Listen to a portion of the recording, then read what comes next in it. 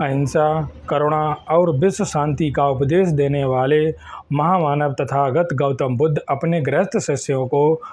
पवित्र धर्म की शिक्षा देते हुए कहते हैं कि गृहस्थ लोग भिक्षुओं की तरह धर्म का पालन नहीं कर सकते हैं, लेकिन उन्हें कम से कम इन पंचशीलों का पालन अवश्य करना चाहिए जिससे उनका कल्याण हो सके। जिनमें पहला शील है पाणातिपाता वेरमणि सिक्खापदम समादयामि, जिसका मतलब होता है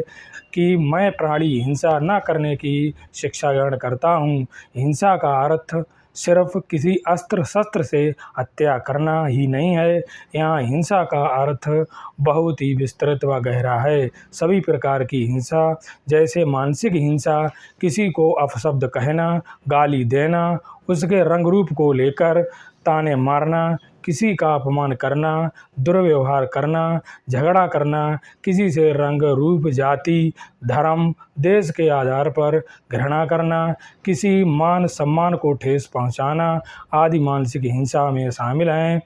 शारीरिक हिंसा आत्महत्या करना, किसी प्राणी की हत्या करना, पीटना, हत्या के लिए किसी को उकसाना, किसी जीव को बंधक बनाना, प्रताड़ना देना, भूखा रखना,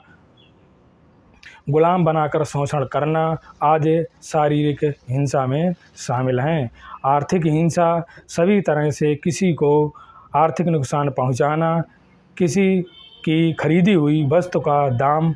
नहीं चुकाना, कम देना, मजदूर किसान के श्रम के बराबर व उसके उत्पादों का दाम नहीं देना,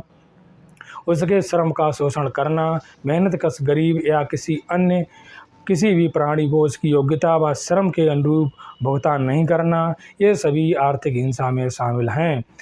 वैचारिक हिंसा दूसरे को कमज़ोर, कनिष्ठ, असहाय समझकर उनके विचारों को दबा देना, धन, पद व प्रतिष्ठा के आगे विरोधी के विचारों को दबा देना, अभिव्यक्ति की स्वतंत्रता को मार देना, लिखने पढ़ने की स्वतंत्रता पर पाबंदी लगा देना वैचारिक हिंसा में शामिल हैं। भगवान बुद्ध का यह शील हिंसा के विपरीत सभी पर प्रेम, करुणा और